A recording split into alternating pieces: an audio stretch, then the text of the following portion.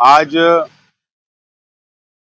Nashik division के IG साहब जो एसआईटी टीम के चीफ है, आज उनसे हमने मुलाकात की। माइनॉरिटी डिफेंस कमेटी के जिम्मेदारान ने और बहुत अच्छे माहौल के अंदर बहुत अच्छी बातचीत हमारी हुई है। हमने उनसे सबसे पहले तो ये बात का खुलासा किया है, क्लियर किया है कि एसआईटी के विरोध में हम नहीं है। एसआईटी जो इंक्वायरी कर रही है वो करे। हमने एकदम साफ तौर पर कहा है कि किरीट सोमैया जो शहर में आकर जिस तरीके से दबाव तंत्र वापरने का काम कर रहे हैं, दबाव बनाने की कोशिश कर रहे हैं, हमारी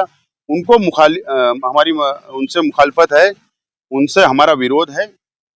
एकदम साफ तौर पर हमने क्लियर किया। दूसरी बात हमने ये भी क्लियर की, अगर कोई रोहिंग्या, कोई बांग्लादेशी, कोई पाकिस्तानी अगर इलीगल तौर पर हिंदुस्तान में आया है और हमारे शहर में रहता होगा, अगर आपको हाथ लगता है तो ले जाओ, हम उसका समर्थन नहीं करेंगे, उसकी हिमायत नहीं करेंगे। लेकिन मालेगांव शहर की आवाम को, खास तौर पर गोर गरीब लोगों को, औरतों को, महिलाओं को जिस तरीके से हमको नजर आ रहा है कि गरीब लोग इसके अंदर ज्यादा नजर आ रहे हैं, जो अपना दाखला बनाए, आधार कार्ड बनाए, जन्म दाखला बनाए, लिविंग सर्टिफिकेट बनाए, तो उन लोगों ने एक एजेंट के मार्फत बनाया। कम पढ़े लिखे लोग हैं। हमने उनसे रिक्वेस्ट की है कि औरतों के लिए आप थोड़ा हमदर्दी का नजरिया रखे, हमदर्दी उनसे रखिए। आज 2 औरतें जेल के अंदर है, 5 दिन की पीसी मिली हुई है, उनका परिवार परेशान है, बच्चे परेशान है, शहर परेशान है, शहर में डर का माहौल है। इस तरीके से हमने कहा तो उन्होंने यकीन दिलाया है कि हम सहानुभूति रखेंगे, हमदर्दी रखेंगे, आप इत्मीनान रखें। हमको उन्होंने यकीन दिलाया है।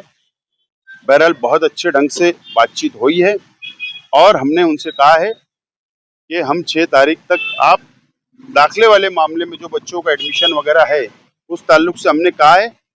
और आइंदा 7 तारीख को यानी जुमा के दिन हमारा एहतजाजी धरना अटल है। हम लोग वहां पर शहीदों की यादगार के पास धरना हम देने वाले हैं। बहरहाल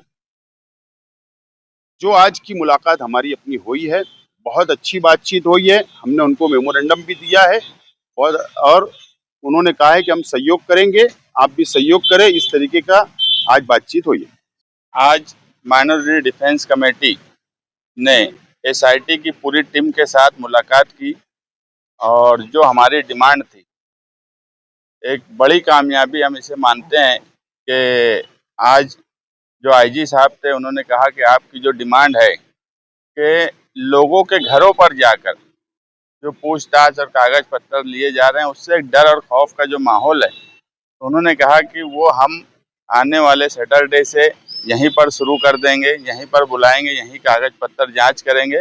उससे ये होगा कि जो लोगों ने कागज पत्र बनाया है, कम से कम उनके जिम्मेदार घर का जो बड़ा है वो साथ में आएगा और कागज पत्र चेक होगा।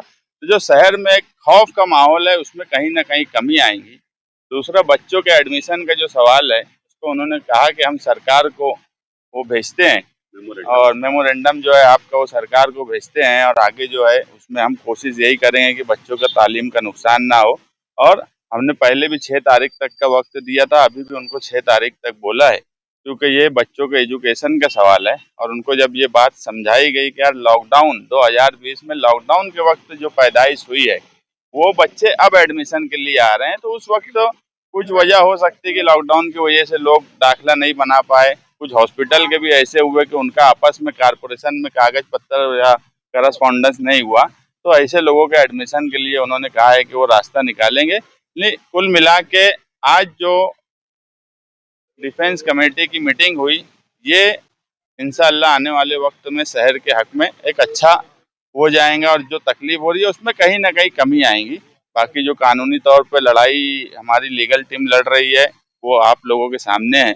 हम बस यही चाहते हैं कि जिस हिसाब से कार्रवाई हो रही है, और ख़ास तौर से जैसे अभी आसिफ भाई ने बात बताया कि औरतों के मामले में ख़ास तौर से कि कहीं ना कहीं नरम रवैया होना चाहिए, और उन्होंने ये बात मानी है। और उन्होंने कहा कि हम हमारी टीम में 2 लेडीज पुलिस को भी लिया, वो भी वहाँ बैठे थे। तो ऐसा लगता है कि आने वाले वक्त में कुछ नरम रवैया होगा।